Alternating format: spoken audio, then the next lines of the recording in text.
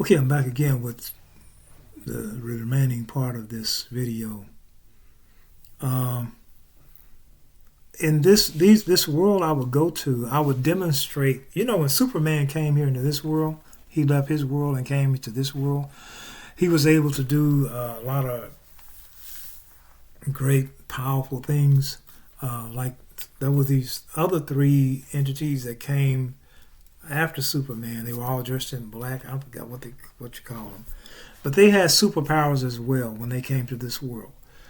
Well, when I would go back to this, when I would go back to these worlds that I would go in, I would have great superpowers. Okay? Now I know this sounds like childish fantasy, but if this sounds like childish fantasy to you, if this sounds like childish fantasy to you, you still there's a lot of things you still need to learn about God and yourself. There's a lot you still need to learn about God and yourself. But I would demonstrate these powers, and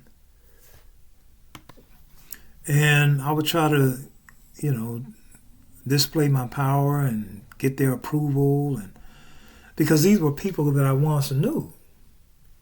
And I remember one time I was at this place. Do you know what they called us in this world? They called us God man. See, Jesus was a God man. He was man and he was God. And in these worlds, when we are there, and we're there all the time. You just don't know it. You just don't remember it. Okay, you're there. You're just not cognizant of it. Okay, you're just not cognizant of it.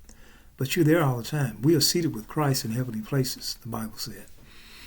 But one time I was there, and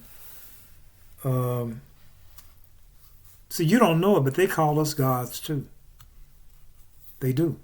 So we look at Venus and Mercury and what's the other planets, Jupiter, and we call Zeus gods, the god Zeus and the god Saturn and the god. They call us that too. They have record of David slaying a giant with a sling. They have on these other planets. They have these records. They know about that. They have records of Moses with that staff, how he freed the children of Israel. They have record of that. They've heard about these people in these other worlds and dimensions. They've heard about all this stuff, and they're not all demons looking like monsters. They people look just like you. Okay, the Pleiadians look just like us, but they called us God men. One time I was in this world, and I was out in a parking lot, and there was a bunch of cars out there. And so it was like a recreation center. I've experienced this a number of times. Like these recreation centers they have, and they have like these people in there that look like a recreation center. It looked like a big gymnasium kind of, but they have a lot of cots laying on the floor, and people be laying on this floor in this world now. I don't know where it is and all that. They have a lot of cots laying on the floor, and people be laying there on the floor. That's where they sleep at. I don't know if it's a shortage of homes there or what. I don't know what the reason for. But I was there one night, and I wanted to get in. And to be honest, when I go to these places, sometimes I'll just be carrying out mayhem, and I just be doing it for the fun. And sometimes I'm angry at them for what they've done to me here. And sometimes I'm looking for some particular person there. But anyway, I wanted to get in this building, and I couldn't get in. And this door, you ever seen a supermarket, the doors of the supermarket, like when you go to Walmart, these metal doors? Well, there was two of these metal doors. I grabbed those doors, and I pulled those doors off the hinges like tissue paper. I just pulled them off like tissue paper, like it was melted butter. And they heard the noise, the crackling, and one guy that was in there, he said, "Man, what was that?" No, it was a young lady. She said, "What was that?" It was a young lady said that. She said, "What was that noise?" And this young man, she said, "It must have been a God man." They called us God men and God women. Because I pulled that steel door off the hinges with my hand. And they had a security guard there. He came out. They in this world, like I said, it's just like this world is just like the movie in the Matrix. It looks just like it. And he came out. He had a firearm, and he bam, bam, bam, bam, bam, fired. And I felt the bullets hit me, but it was like this tissue paper hit me. It was nothing. It did nothing. Okay? And usually in these worlds, when we are attacking them, they usually try to use scare tactics, fear tactics. I don't know if y'all seen my other videos on this, but I made some videos about this when I'm in these other worlds. They really can't overpower you sometimes. Sometimes I am super powerful in these worlds, and sometimes I'm running for my feel like for my life anyway. But sometimes they just try to scare you out, or they try to negotiate, or they usually try to frighten you out. But these people, man, I know these people. I know the music. I remember the music, the song, but I don't retain them. Even when I remember this, when I wake up and I remember how the song go, I don't keep it. I forget that song, because what that song does is bring me back to that world. That was a world of sin. That was a world I was lost in. And so I don't keep those songs. Many of the songs that you hear on the radio come from those worlds. Okay? They come from those worlds, y'all. Those songs come straight from those worlds, from where you came, from where we come from. All right? So, man, this is an exciting thing.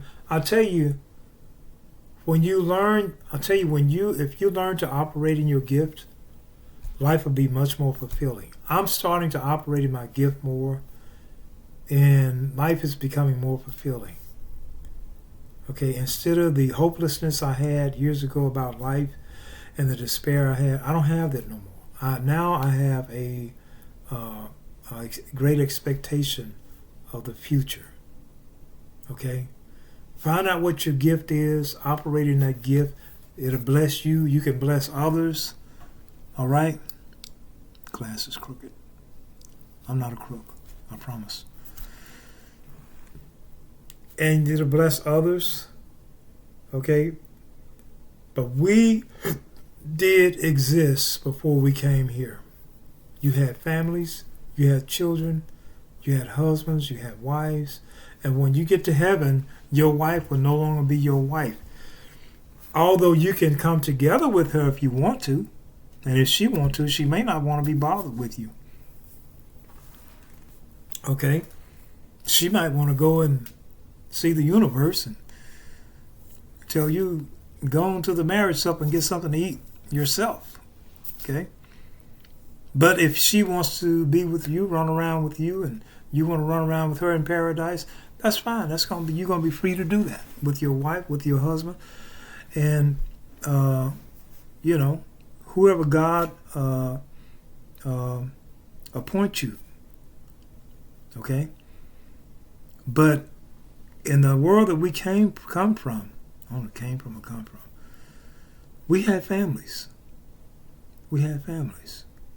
And I've been very slow and hesitant to accept this and believe this. Okay? Because I don't want to be indoctrinated with the wrong doctrine. You get indoctrinated with the wrong doctrine, that's a doorway for a wrong spirit. Okay? An evil spirit. So, but anyway, I thought I'll let you guys in on that.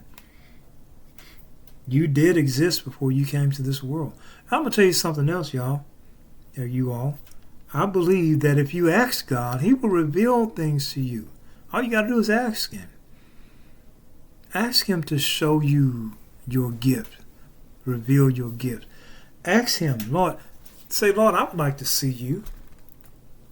Just say, Lord, I would like to see you. In due time, He's going to reveal Himself to you. Lord, I would like to see heaven.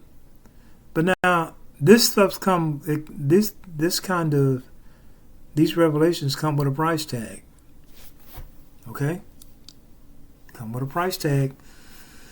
Okay? Revelations come with a price tag. All right?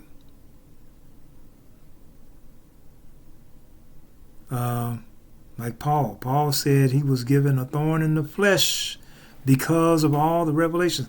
And in other words, he was given problems. He was given problems because of the revelations. All right? So yes, we did exist. I gave you some scriptures. Okay, but it's been taken from our memory. It's been taken from our memory. But God will still give you enough to know or to believe. Okay? All right.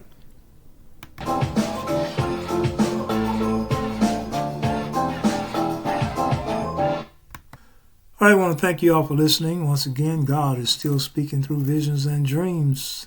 This is my calling. This is my ministry. And I want to encourage everybody out there, don't wait for somebody to put you in a pulpit. Okay? Don't wait. Don't sit there and wait. If God had put something in your heart you want to discuss with somebody, discuss it with somebody. You don't have to wait for a pulpit. You don't have to wait for some man to give you the signal. But on the other hand, you should be under somebody's leadership. Okay, you should be in a leadership under someone's leadership, and you should be working with somebody. We got enough rogue preachers and rogue Christians as it is, and they're making a mess of things. Okay. May the Lord keep you. May the Lord bless you and yours all the days of your life. Jesus Christ is soon to come, y'all. Let's be ready. Let's be ready.